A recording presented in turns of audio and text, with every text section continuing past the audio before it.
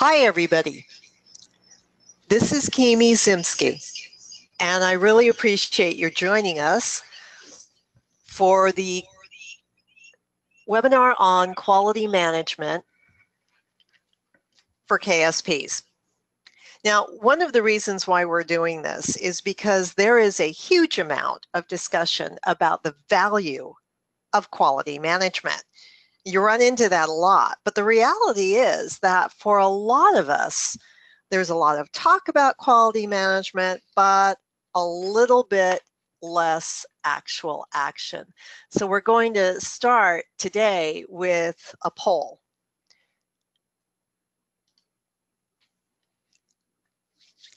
Now, I just want you to answer this question. How many of you have survived quality management initiatives? And what I'd like to find out is how many of them have you had to experience in your organization? So you want to select one of the following: none, 1 to 5, 5 to 10, or honestly, if you think you've already survived way more of these than you ever needed to, just put, do I really have to count them?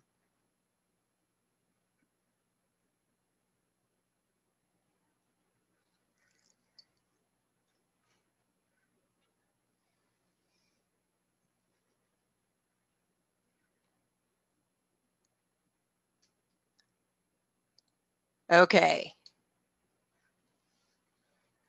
Now, this is the result. Most people have been in an organization where at least a couple of times they have been trying to do something to improve the level of quality management in the organization. Now, the problem is that most of us have a lot of quality management scar tissue.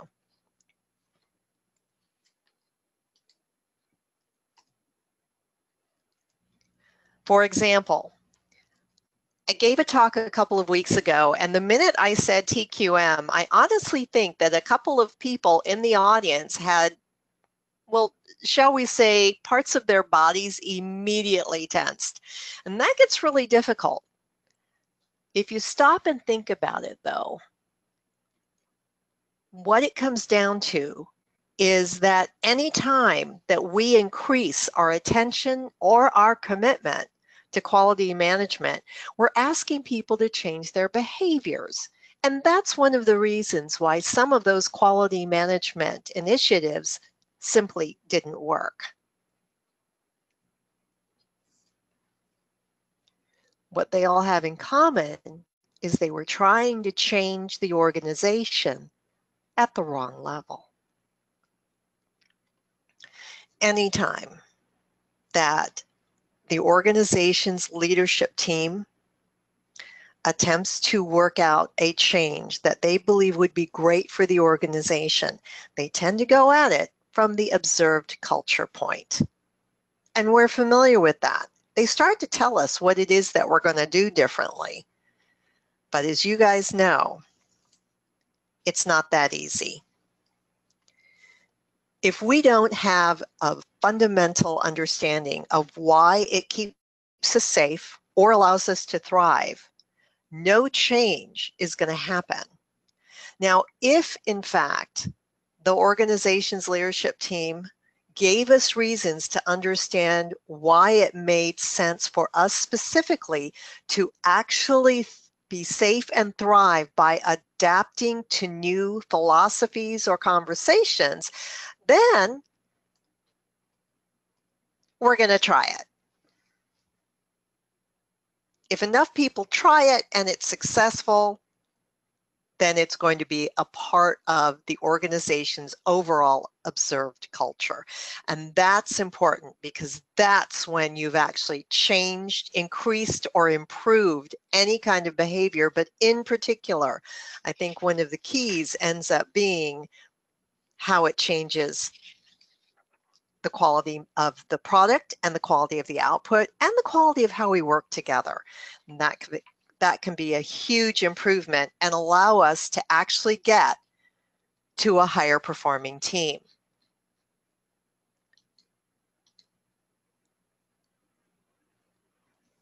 So if this is true, if this really takes that amount of time in order to change things, then this becomes also very important. In your experience, because you might have been with a number of different organizations, what kind of time has been invested in the quality management initiatives that you've experienced? Now, 67% of you had experienced at least 1 to 5 different quality management initiatives. So what is your answer here?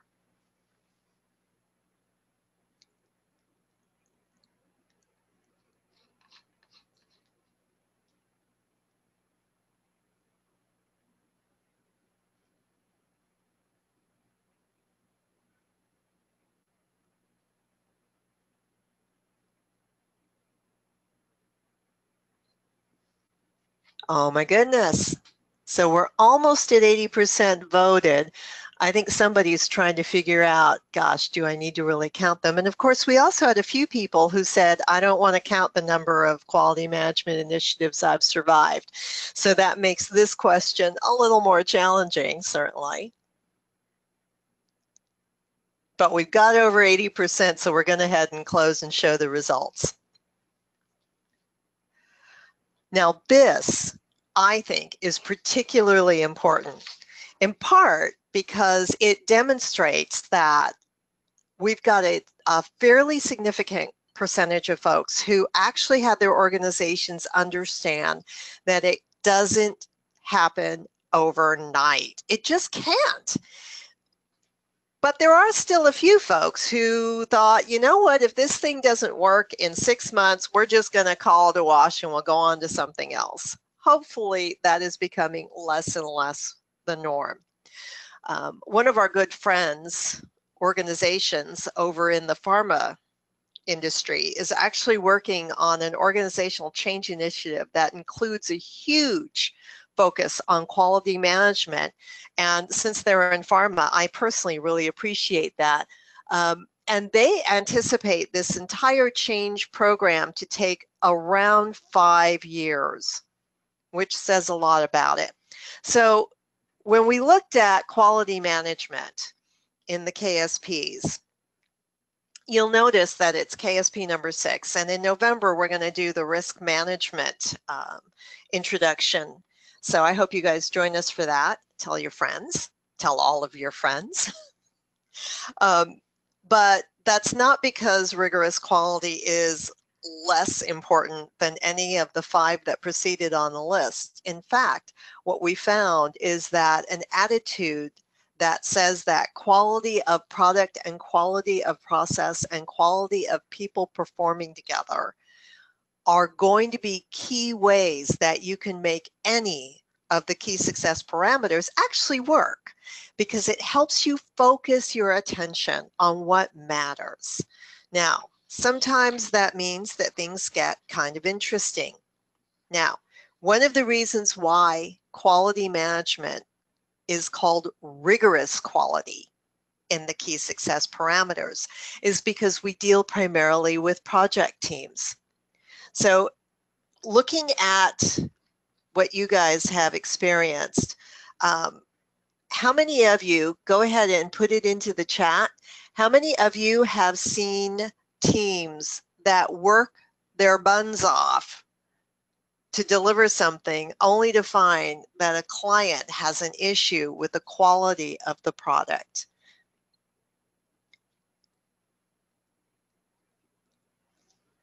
All right, I'm definitely seeing hands.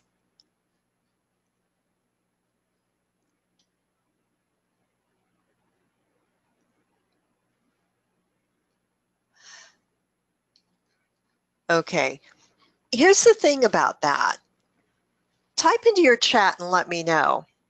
What do you think the effect that is on the team when they've worked their buns off, they've done everything they know to try to make a difference for their client, and the the client ends up rejecting it for some sort of quality management issue?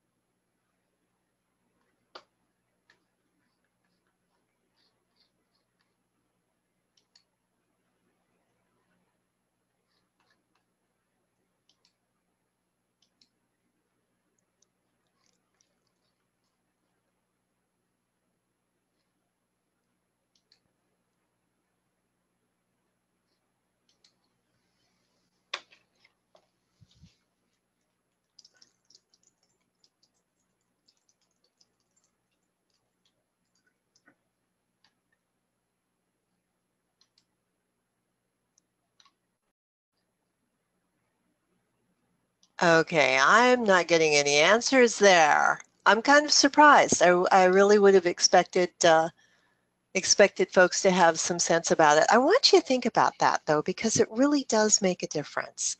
It absolutely makes a difference in how things are going. One of the ways that quality management, when it's rigorously deployed, makes a difference for teams is based in something called change. And let's face it, every project has to do with change. So approximately what percentage of changes occur in the last third of your project execution or sprint, even sprint by sprint?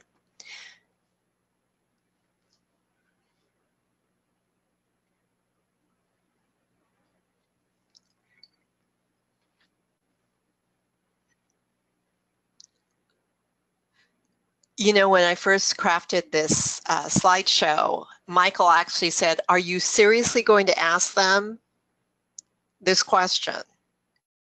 And then give them an option that says, "Who knows?" And I said, absolutely.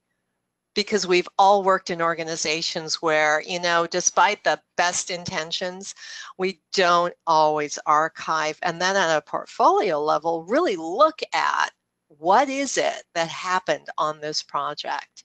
So we've got just about 78% of folks have voted, and now we're hitting over 80. Terrific. Okay. Now I'm going to go ahead and close it. We've got the closest to 100% on the vote here that we've gotten so far, but we've got just under an hour for this entire webinar, so I want to make sure that we get through all of it.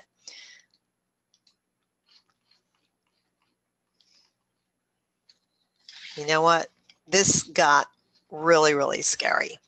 So we've actually polled a lot of project managers, and then we did a study, and I think Michael actually checked the numbers twice because he was absolutely appalled at what we found out. And unfortunately, when he checked the numbers, it turned out they were actually, the first shot was lower. And this isn't a statistically sound sample for academics, but when you talk to 250, just under 260 project managers, and you find out that 70% of their changes, as an average, 70% of their changes were occurring in the last third of their execution, then you start to worry a little bit about what's going on there, okay?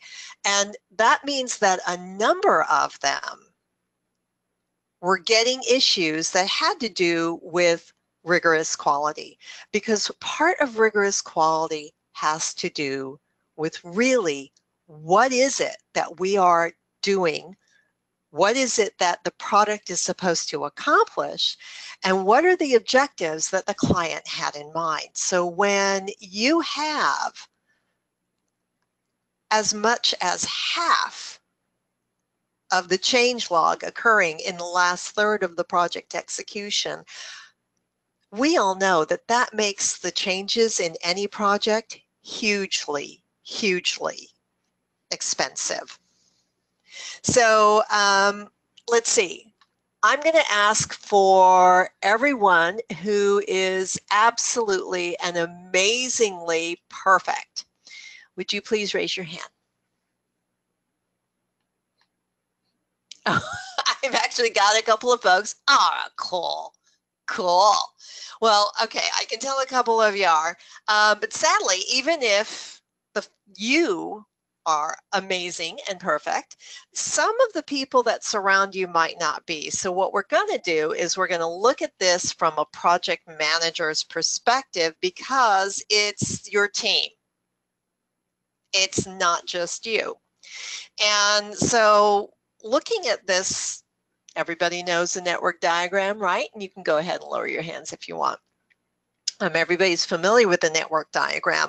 So what happens if the people who are doing A and C are perfect? They're really high performers, but the person doing B has a few issues. And then what happens when everything flows and we get over to task I? Now, resolution now includes the whole team that had performed previously to task I. But what happens if the issue that is going to cause problems isn't actually identified until task Q? See, this is task interdependency. Now, I know Michael covered it last month in the webinar then, but think about it. All of the key success parameters are actually so carefully intertwined that you have to think about why rigorous quality and task interdependency matter. And what it comes down to is, well, let's put it this way. Raise your hands, folks, if you have all the time that you need to execute your projects in.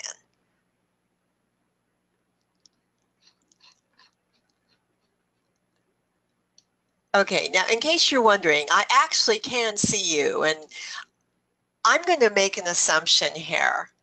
Aha, it did. It went down. I was going to say, I think somebody only just realized that their hand was still up, because let's face it, we all get stressed out over what's going on with our schedules.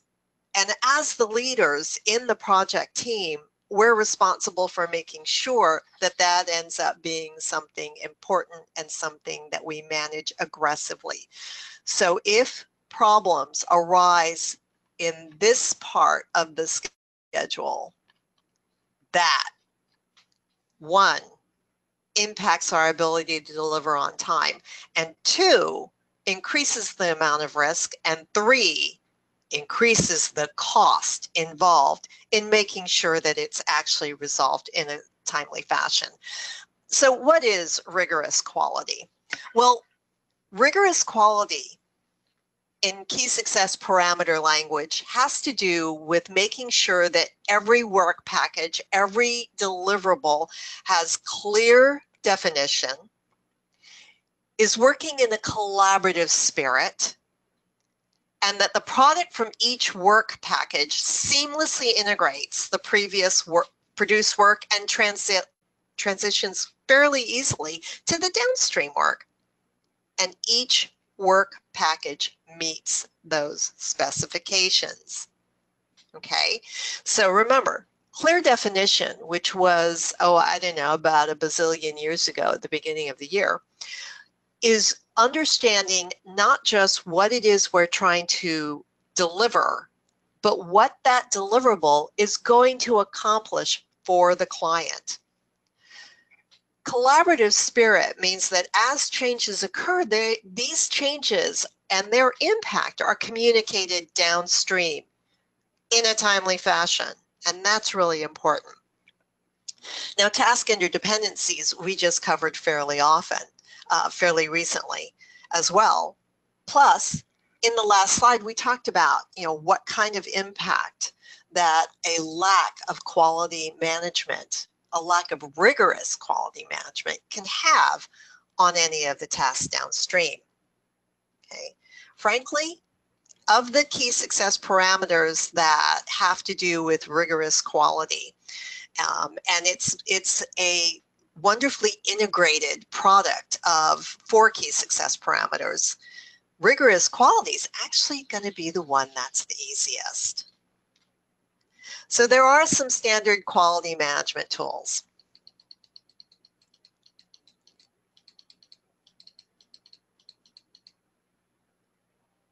Whew. Okay, so let me ask you this. Which one of these do you guys actually use?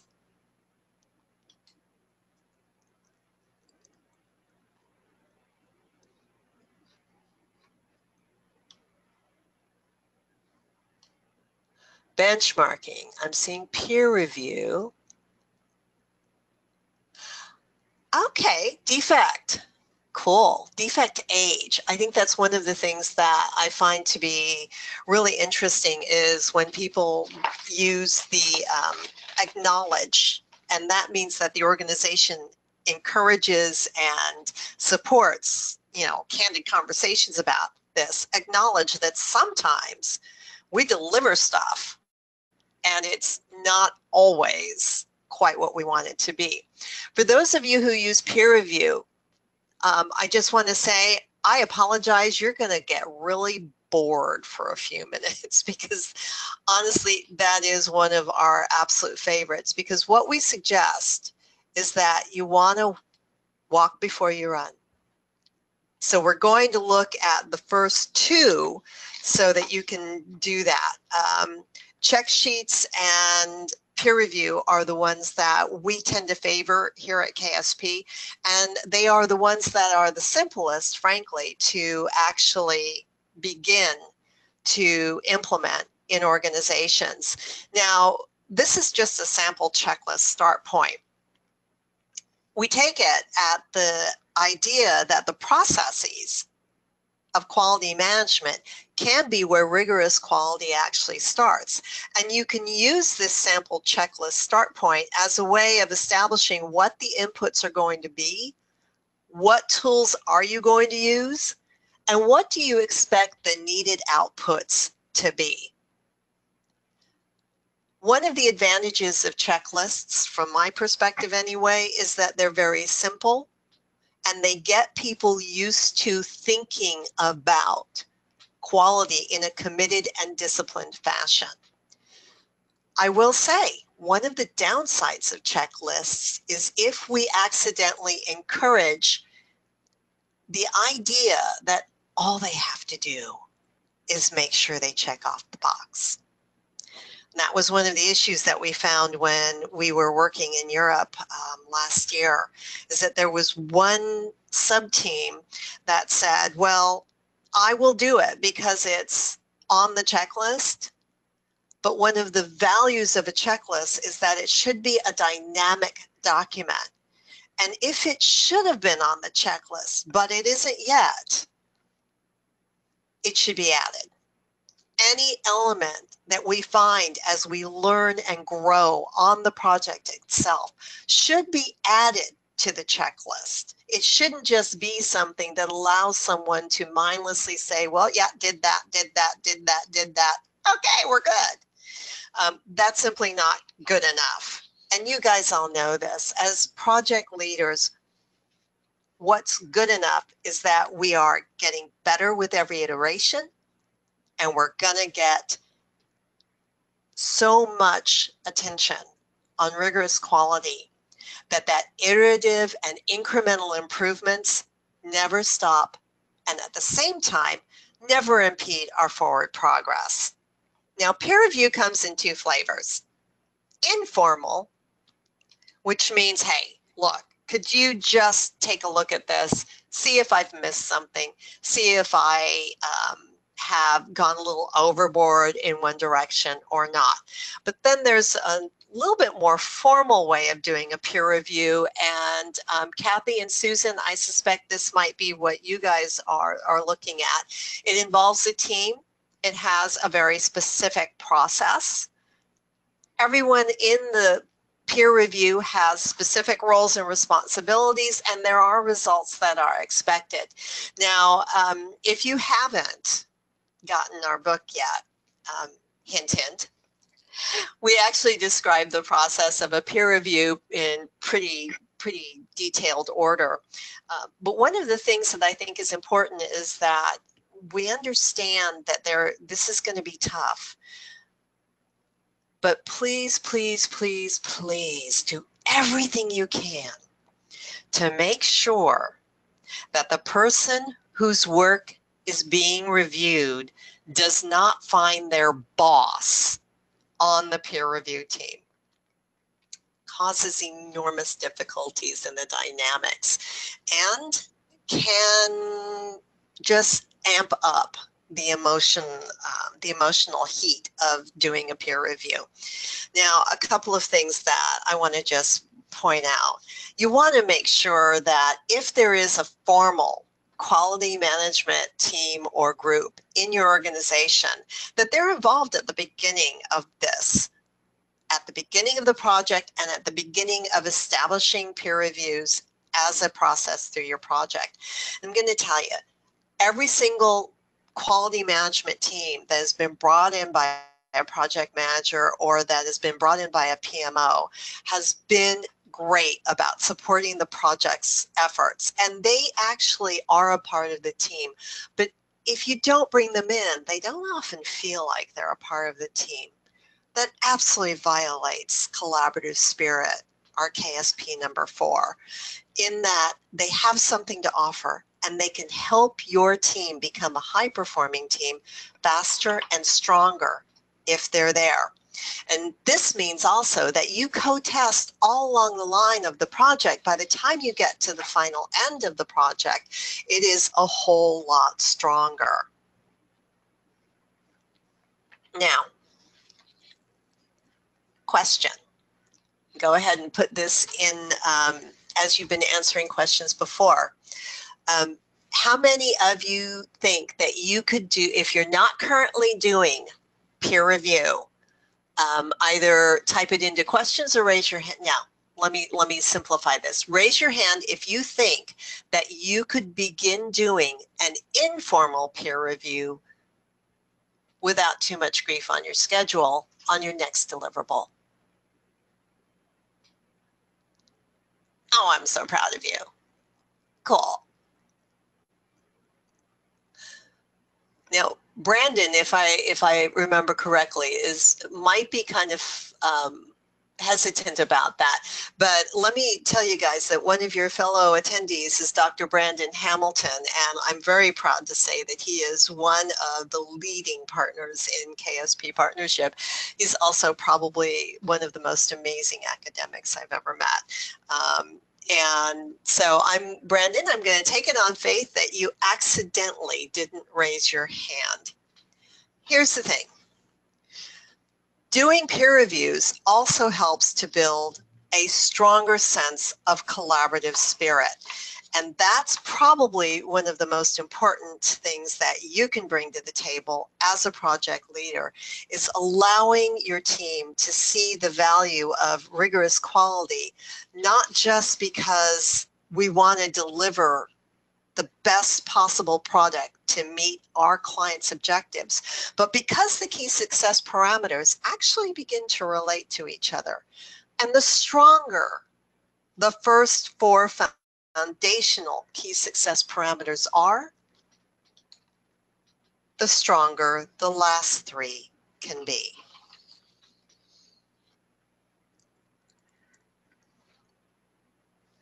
So quick question, how many of you, raise your hand, have attended all of the previous webinars? Well, thank you, Zeshan. I hope I'm pronouncing your name correctly. On occasion, I kind of muddle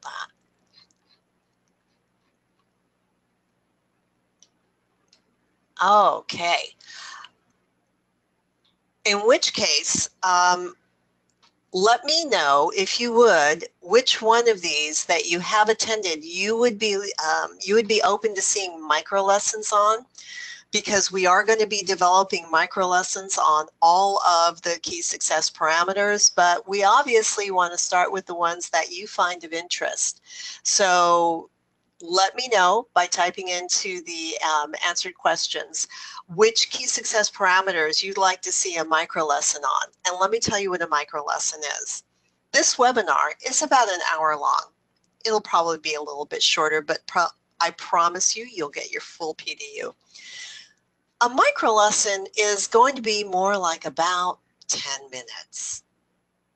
And by the way, if there's something specific within one of the key success parameters that you found to be of particular interest, we'd also be very interested in hearing. So for example, a couple of folks have said, you know, that they are doing peer reviews, etc. Karen, thank you. Definitely will take that into consideration.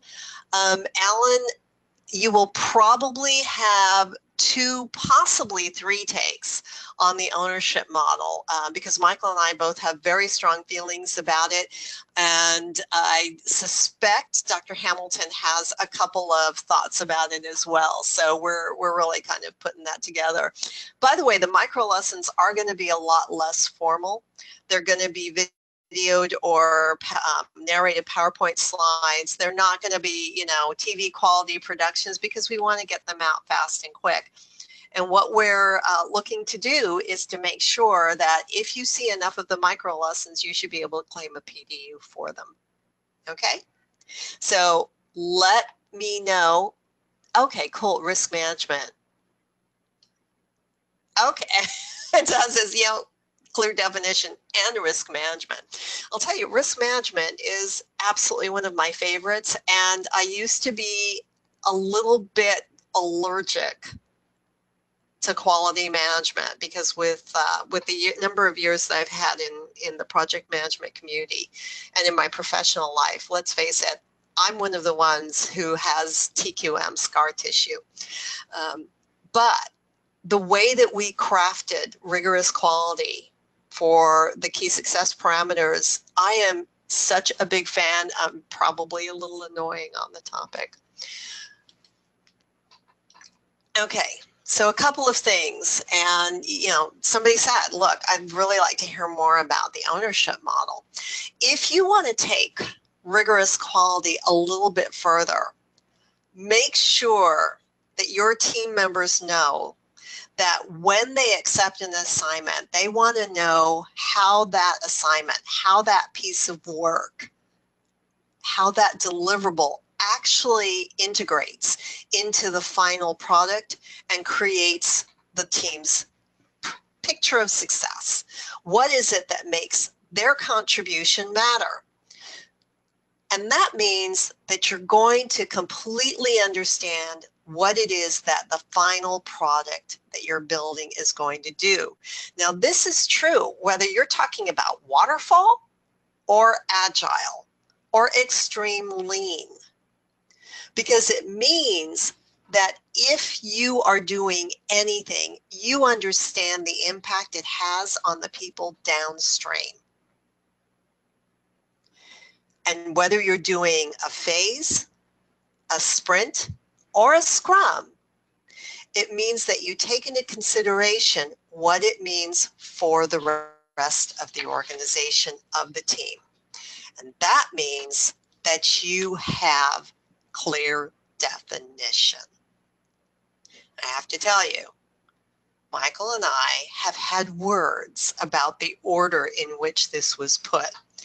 But at the end of that discussion, I agreed. I thought that ownership was important, and we talk about clear definition second, because if you have attitudes of ownership, if you have responsibility, you have accountability, and you've accepted authority, that means that you will demand that clear definition be in place.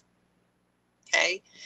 And we joke about it, but if you don't have metrics that currently that are measurable in terms of, okay, this was so many clicks to get to this point, this product is so many meters wide and so many meters, you know, long and so many meters thick, there is a key team metric, and it is, I'm done.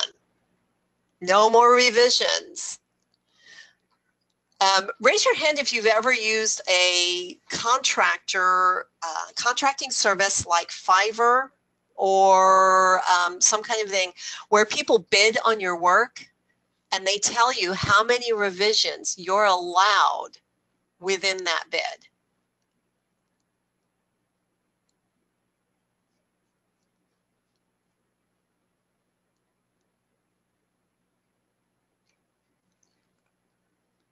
Okay. Now, I want to ask you guys, if you got two bids that were the same price, and one person said you have 7 revisions in this bid, and another person said that you have 0 revisions in this bid, which one of them do you think doesn't even realize it, but they value clear definition because they aren't planning on revisions? The one that has the same price with no revisions, or the one that has the same price with unlimited revisions? Which one understands the value of clear definition more?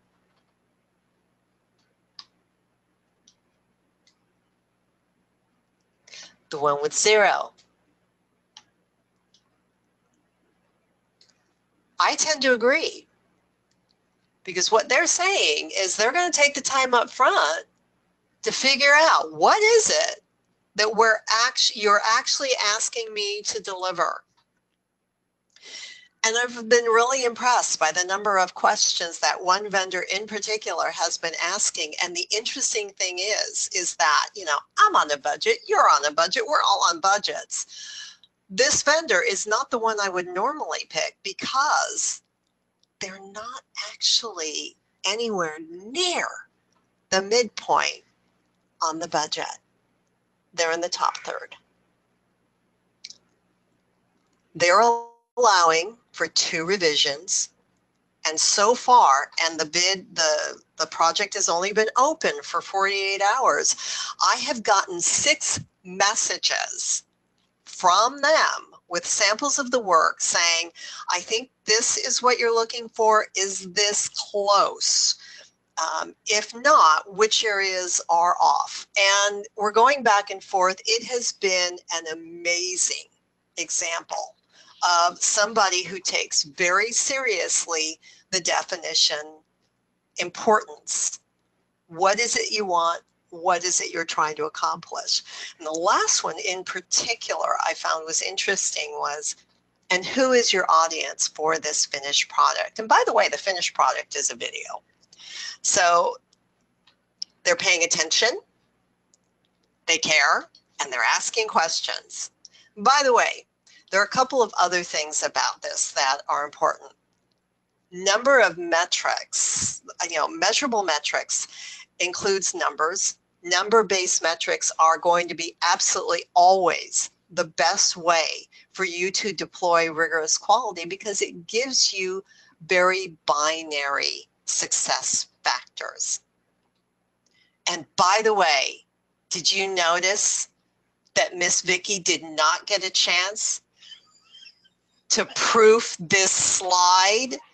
Oh my God, I am so embarrassed. So the metrics, the number of inquiries that you have after completion or revisions, and the number of times that you have to change your product after delivery. And you know what? I am going to take the opportunity to do just that right now. All righty.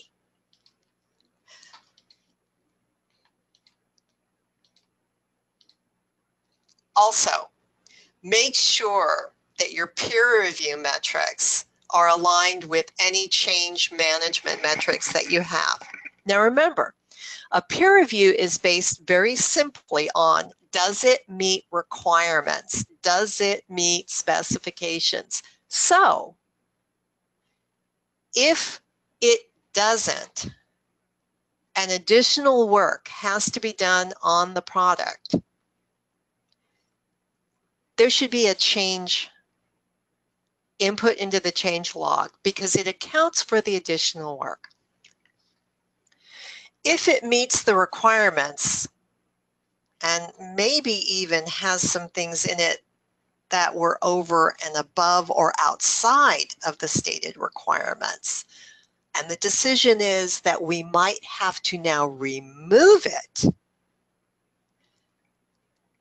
then a change should also be entered into the change log. Again, accounting for the additional time. When a work product is reviewed through the peer review process, that should be a first point of completion.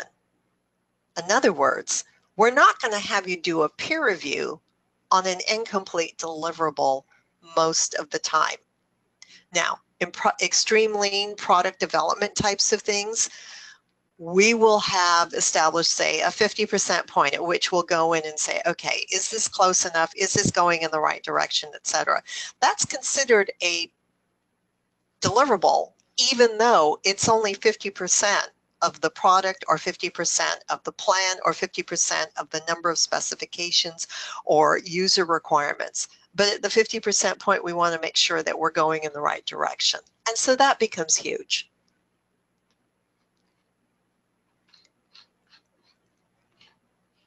Any questions on this before I go forward?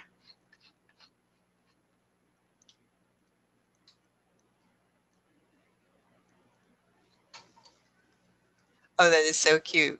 Yeah, Karen got that too.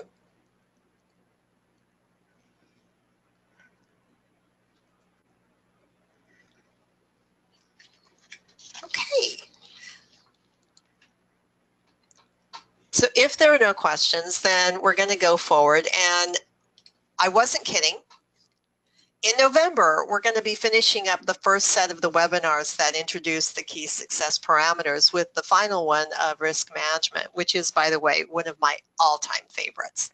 We plan to continue the webinars in 2018, and we had a ridiculously huge list of things that we wanted to include. So between MicroLessons and webinars, we finally thought, well, let's get real about this.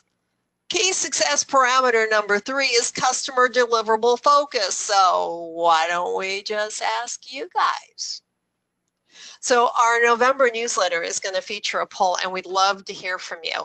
We want to know which of these topics makes the most sense and resonates most for you. And then the votes are going to be will determine what topics we'll start to cover in January and February. And I'm going to check with Miss Vicki to make sure, because she is my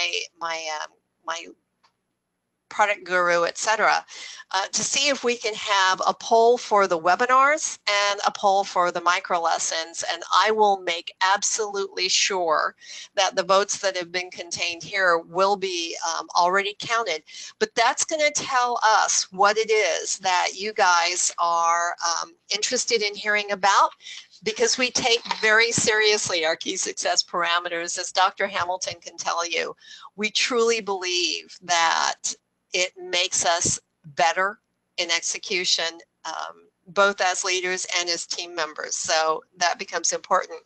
And then also too, I wanted to remind you that we do have the book that covers all of the key success parameters, as well as some helpful hints about how you can begin to implement it.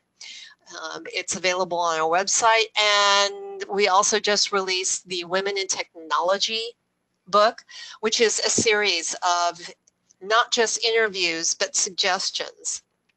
I'm really excited about this. And by the way, tomorrow evening here in Chicago at ACT-W at the Motorola Theater at the Merchandise Mart, we're going to be, I don't know why I keep saying we on this one. I'm going to be on a panel about women in technology. And I just got the questions from the moderator, and it's so cute. She apparently wasn't entirely sure how to phrase this, but she wanted to get some perspective on what it's like to be a woman in technology who isn't in her 20s and 30s, and I thought that was absolutely hysterical. So I encourage you to think about what these key success parameters and what your teams can contribute to both of these conversations. You know, how can you help your organizations build stronger teams, more high-performing teams, and what is it that we can do to help you with any of that? Also, take a look at being supportive in an active fashion of your women colleagues, of the other women in your teams. And please don't hesitate to let us know if you have questions, or please let me know when you have success stories. One of the gentlemen who's on this call actually works for an amazing woman who runs a company doing enterprise implementations. And I have to tell you, Gary is great. Jan is great. Women in technology. I like to think of it as women leading to make changes in technology to make it much more approachable, much more successful. So I did promise you that you would get your PDU, but unless you guys have any questions, and I'm taking a look on that, I'm kind of done. Let's see, is the presentation of the slides finished? I don't see the slides being displayed. When you want it changed.